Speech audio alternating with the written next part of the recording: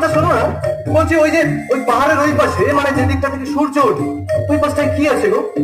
তোমরা ওই যে পাহাড়, ঝর্ণা, সমুদ্র, কি সুন্দর, কি মনোরম পরিবেশ। আচ্ছা বলছি কারেন্ট চলে গেলে তোমাদের অসুবিধা হয় না? তারপরে এরকম পোশাক পরেছো, বাবাকেও তুই ডাকো, ঘুরে বাঙালিকেও তুই ডাকো, আবার আমাকেও তুই ডাকো। আচ্ছা এই যে তুমি আবার জামা কাপড় বদলে দাও, গা মুছিয়ে দাও, এটা তোমার খারাপ লাগে না? सुन बाबू, હું आदिवासी জীবনে আদিবাসী, মনে ওটা লাজলা দেশ বেটলায়। মানে চুপ, একদম চুপ করে থাকবে। মানব সেবা করে পুণ্য করবো বলে তো দায়িত্ব টাকা ঢেলিয়েছিলাম। ঘাট হয়েছে বাবা, আমার ঘাট হয়েছে। সারা যখনই কথা বলে প্রশ্ন,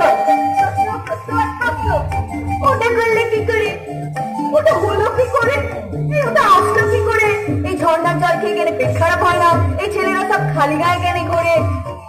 সারা যখনই কথা বলে প্রশ্ন প্রশ্ন প্রশ্ন, এই প্রশ্নের উত্তরটা দিয়ে দিয়ে দিয়ে না আমার মাথাটাই খারাপ হয়ে যাবে। ডাক্তার দেখাবে না? ডাক্তার ওই যে ঘুরে বাঙালু। আচ্ছা শোনো না, বলছি উনি এত লতা পাতা খাওয়ান কেন বলো? শোন বাবু, তুই এখন সুস্থ হয়ে গেছিস, বাপকে বলে একটা ভেলা তৈরি করে দিচ্ছি, সাথে জামা কাপড় খাবার দাবার দিয়ে ওই সাকুটাতে বসা